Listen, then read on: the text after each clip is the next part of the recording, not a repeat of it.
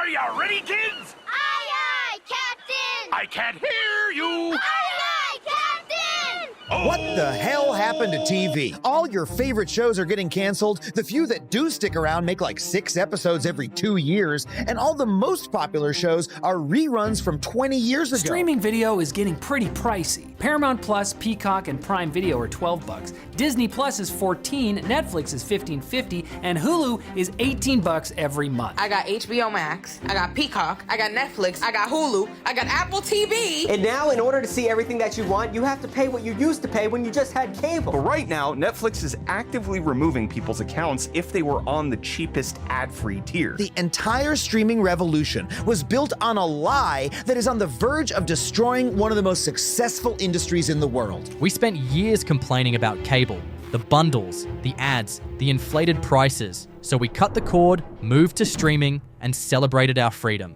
And for a while, it actually worked. But now, you're sitting there scrolling through the apps you do have access to, can't find anything worth watching, then you hear about some show on YouTube or TikTok that everyone's talking about. You go to watch it and, oh wait, that's on a service you don't subscribe to. As one Reddit user put it, I'm burdened by choice. I have so much to choose from that it makes me not want to watch anything. Here's the thing nobody wants to admit. Cable was perfect. Actually, and I'm going to prove it to you. Because streaming didn't just fail to replace cable. It took every single thing people hated about cable, made it 10 times worse, charged you more money, and then gaslit you into thinking this was progress. By the end of this, you're going to miss your cable box. Trust me. Let's talk about how cable actually worked, because you need to understand the system before you can see how badly streaming broke it. Cable had a simple model. Every September, new shows premiered like clockwork. When fall season started, you knew when your shows would air, you knew what night to tune in. There was a schedule, and it was predictable. Shows like Law & Order, SVU, hit 27 seasons this year, and NCIS, 23. Both still running.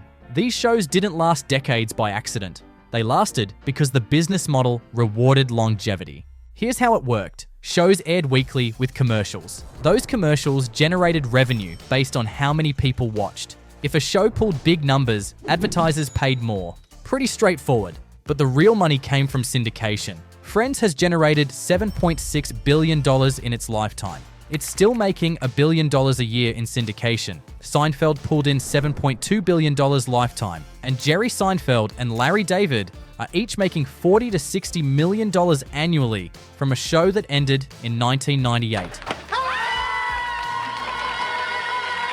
That's what syndication did. Make a good show, let it run for years, then it generates revenue for decades through reruns. And everyone got paid. Actors got residuals, writers got residuals, creators got residuals. There was a direct connection between viewership and compensation. Some shows got cancelled early, sure. Firefly after 1 season, Pushing Daisies after 2, Deadwood after 3. But when a show worked, it worked for everyone involved. And cable created something streaming can't replicate. Cultural moments. Everyone watched the same episode on the same night. You showed up to work or school the next day, and everyone was talking about what happened. An estimated 80 million fans tuned in tonight to find out what will become of Jerry, Elaine, Kramer, and George. Across the country, parties dedicated to the end of the show's 9-year run. That was the experience. Thursday nights were appointment television. You structured your time around it because you knew if you missed it, everyone else would be talking about it without you. Cable had a sustainable business model that paid people fairly and created shared cultural experiences around television. Then streaming came along offering something even better. Here's what they said. Streaming would be convenient. Everything in one place. Watch what you want, how you want, when you want. It would be affordable.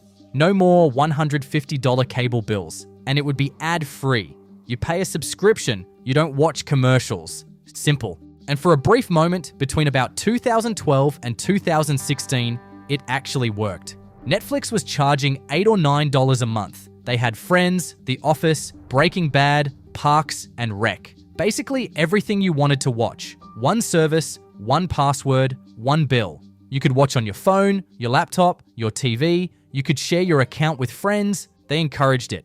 I'd like to tell you about Netflix. You watch Netflix on your PC or on your TV through a game console or other devices connected to the internet. Wow, that's fast. Best of all, Netflix is only $8 a month.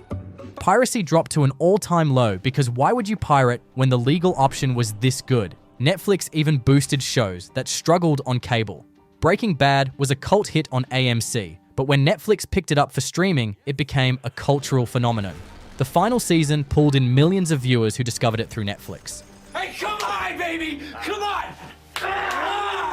That was the promise, and for a few years, they actually delivered on it. This is why the betrayal hit so hard. Streaming proved it could work. It showed us what the future could look like. We saw it, we experienced it, and it was genuinely better than cable. And then they took it all away. 11 streaming services, each breaking a different promise. Let's start with Amazon, who didn't even give you a choice. You can't get Prime shipping without paying for their streaming service. It's forced bundling. People disliked it so much because Amazon used shady practices to stop people from canceling their subscription.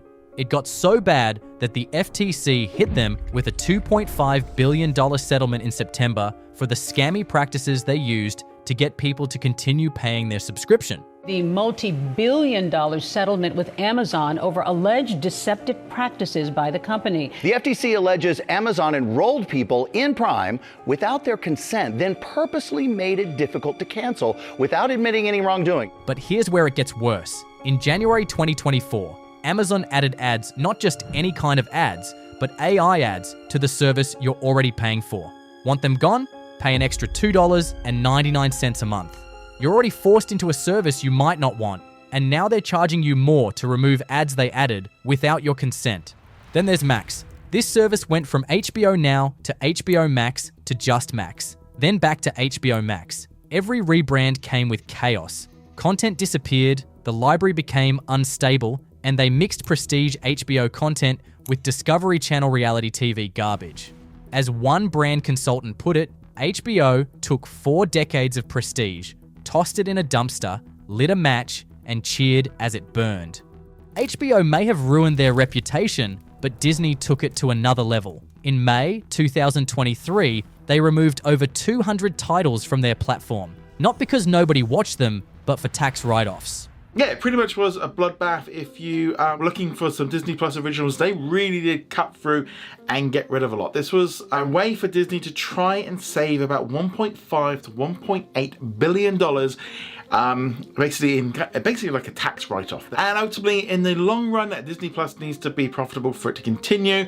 And yeah, unfortunately, it looks like they just spent way too much during the pandemic and way too much trying to keep up with Netflix, which was just shoving originals out constantly. So they have removed a lot of content. Willow was deleted 6 months after it premiered. Shows that cost millions to produce, just gone.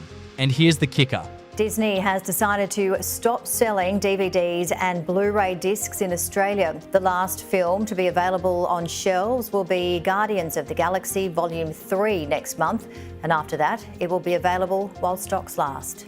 Disney stopped producing DVDs and Blu-rays in multiple markets, so you can't stream the content they removed, and you can't buy it physically either. You're just out of luck. You can see how streaming evolved backwards. Hulu was supposed to be the good guy, but they realized they could make more money if their ad-free plan had a few more ads. In my experience, the commercials can get very annoying and really take away from my enjoyment of watching Hulu. And while I was binging The Handmaid's Tale, it just seemed like there were so many commercial breaks. A lot of them are a minute and a half long, plus I wasn't able to skip these ads. It's been really annoying lately with all the advertisements that come up. Collaborating with Disney to create a bundle added more chaos, but at least they're not Crunchyroll. Crunchyroll is what happens when you take something people love and make it objectively worse in every possible way. What makes Crunchyroll's story hit harder is that they started as a piracy site that promised to do better if people gave them money. But after going legit, they became everything wrong with streaming services. Content disappeared. Subtitles are terrible now. Worse fonts, bad timing, dialogue stacking with no indication of who's speaking. The app buffers constantly, and the features that made Crunchyroll fun were removed. This is the worst. And here's the really damaging part. Pirate sites offer better quality and a better user experience than their $100 annual subscription. Yeah, I constantly see people complaining about the fact that streaming on Crunchyroll is just a pretty awful experience. And honestly, I couldn't really blame anyone for being fed up with it. I mean, heck, I can understand why anyone would look at any piracy site and find it favorable in comparison. Because if those sites experience the same kind of issues, at least at that point, people aren't paying for it. It doesn't feel like Crunchyroll is giving people a value for their dollar. Crunchyroll lied, ruined anime for everyone, and got away with it. But at least people liked them enough to give them money. Paramount, on the other hand, takes the record for one of the most hated streaming services. Paramount Plus is just broken. The app crashes constantly, buffers endlessly, and doesn't remember where you stopped watching. The Super Bowl in 2024 was a disaster. During the biggest sporting event of the year, Paramount Plus crashed for thousands of users. Buffering, freezing, complete outages. And this is not the first time, neither will it be the last. Peacock is incompetent. Apple TV is so bad at marketing their shows that most people only hear about it when it's cancelled. YouTube TV started out great, but now it's on track to offer cable price for content delivered over the internet, and Tencent Video is a dystopia of what streaming could look like in the future. You pay for a subscription, then pay again for premium content. Double paywalls, it's coming. And then there's Netflix, the one that started all of this. Netflix was supposed to save us from cable. In the early 2000s, they had everything. Friends, The Office, Breaking Bad, Parks and Rec. One service, affordable, tons of content. They were the reason piracy dropped to an all-time low. But here's the thing, the content that made Netflix wasn't Netflix's content. Friends went to HBO Max, The Office went to Peacock, Disney content went to Disney+. Netflix lost the library that built them, so they pivoted to originals and started raising prices. The standard plan doubled from $15.49 to $17.99. Then they killed password sharing, the thing they literally built their brand on. Love is sharing a password became share your password and get kicked off our platform. Netflix ends password sharing. Effective pretty soon, Netflix will not allow you to share your password with friends, family, or anyone. Needless to say, not too many people are happy about it, which is weird because at one point they actually promoted sharing your password. And the cancellations. The OA was promised 5 seasons, cancelled after 2. Netflix owns the rights, so the story can never finish anywhere else. Same with Glow, and with an E, and dozens more. They cancel shows even when they're popular. Why? Because they operate on something called a subscription pot model, meaning they don't make money when you watch something good. They make money when you stay subscribed. So there's no incentive for quality. There's only incentive to keep you from canceling, which means they greenlight everything, see what sticks, and kill the rest after 2 seasons, regardless of whether it's actually good. And the release model is broken. Shows drop 8 episodes all at once. Everyone watches at different times. Some people binge it in a weekend, others take a month. By the time everyone's caught up, the conversation's already over. Then the show disappears for 2 or 3 years before season 2, if there even is a season 2. By the time it comes back, you've forgotten half of what happened and you don't care anymore. There's no cultural moment, no water cooler TV, no shared experience. Just you, alone in your room at 2 a.m., watching something nobody will care about in 3 weeks. Netflix went from industry savior to everything it was supposed to replace. And they did it in less than a decade. So here you are with 11 services. Content that used to be in one place is fragmented everywhere. Families paying $100 to $150 a month.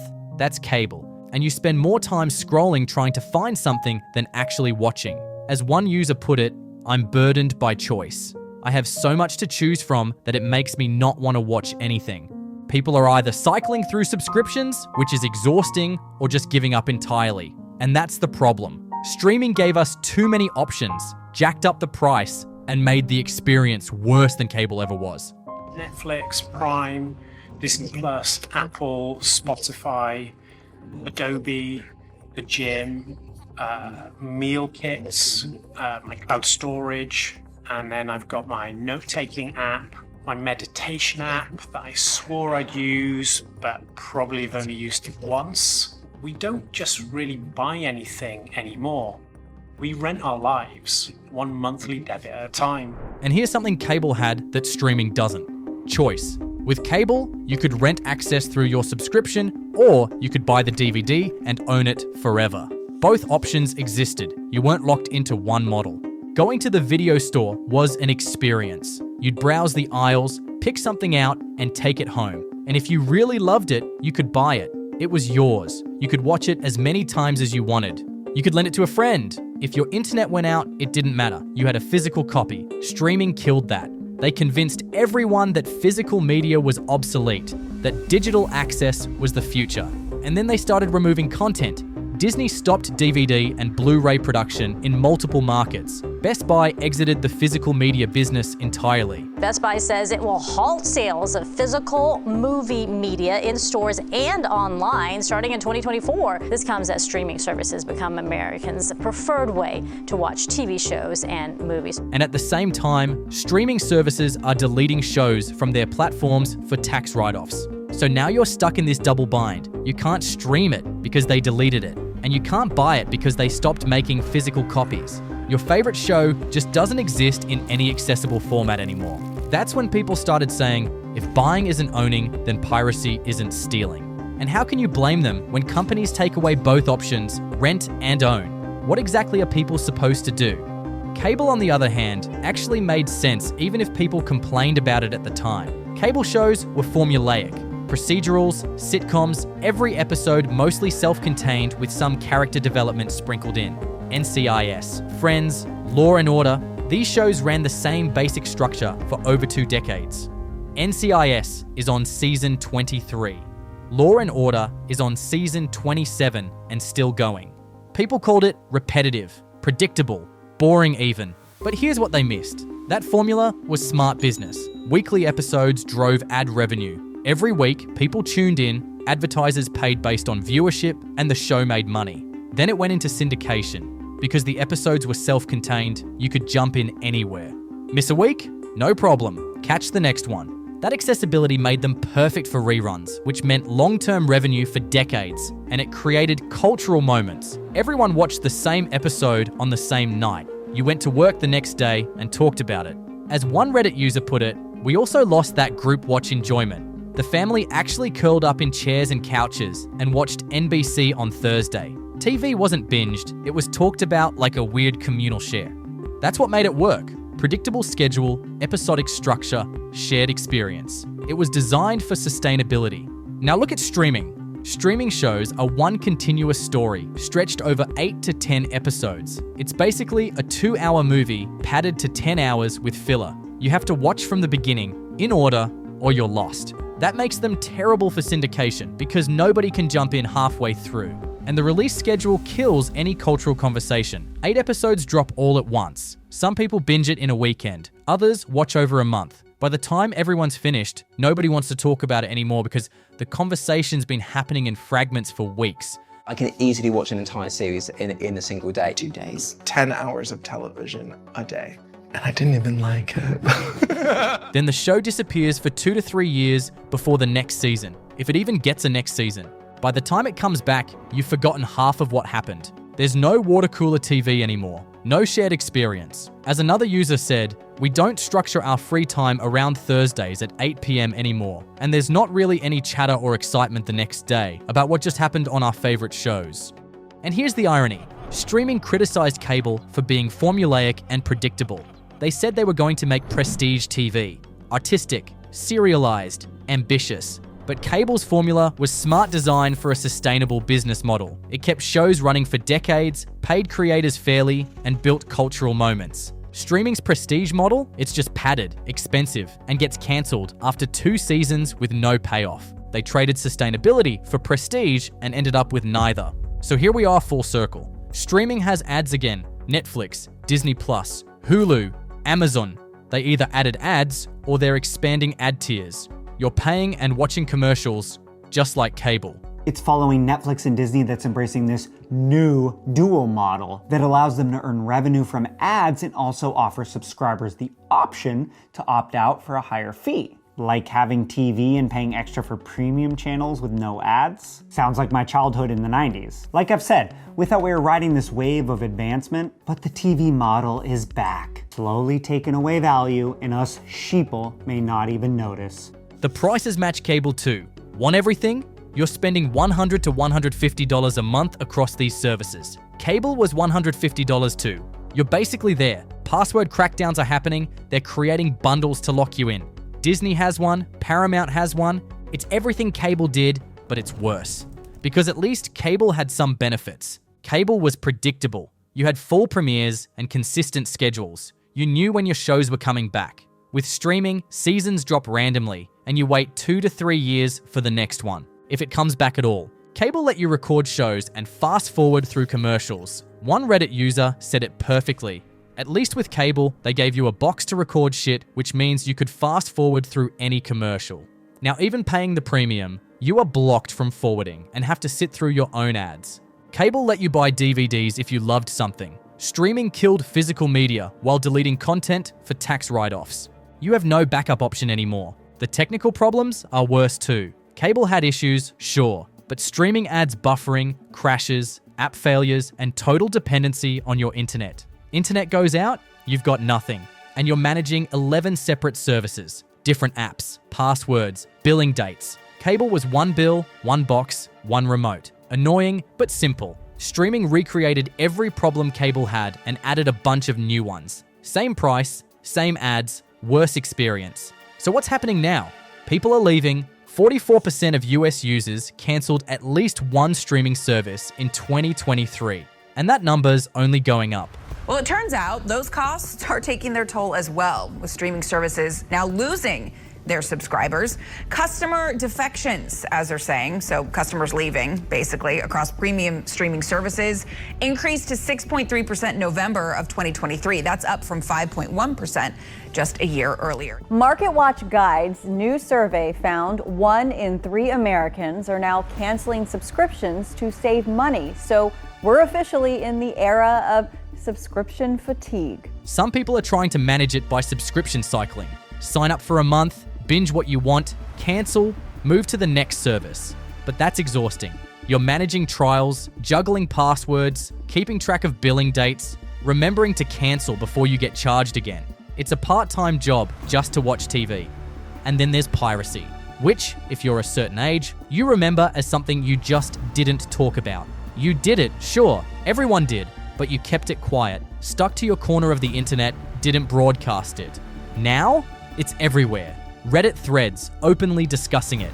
YouTube comments teaching people how to do it. People aren't even using the high seas metaphors anymore. They're just saying it, and nobody's ashamed. That's how badly streaming failed. They lost the moral argument. People don't feel guilty anymore because they feel justified.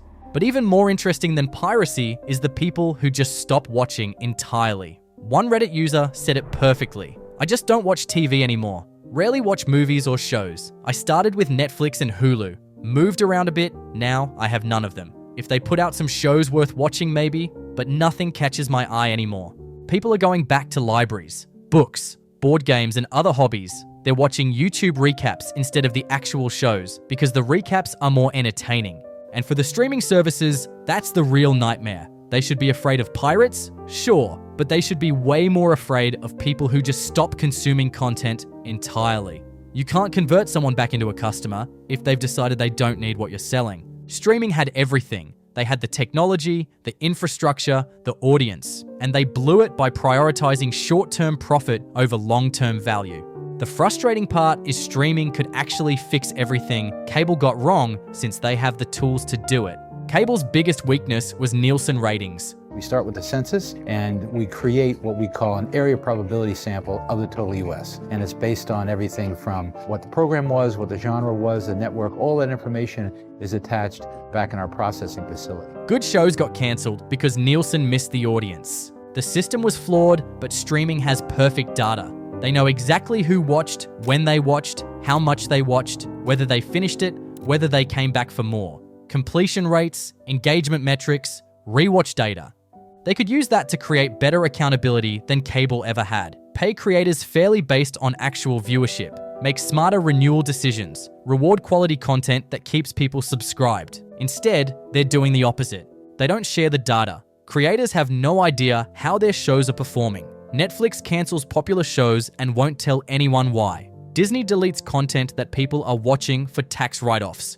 They have every advantage cable didn't. Better technology, perfect data, no geographic limitations. And they're wasting all of it by optimizing for the wrong things. Subscriber count over satisfaction, quantity over quality, short-term stock price over long-term value. Streaming had the chance to be everything cable should have been. They chose not to.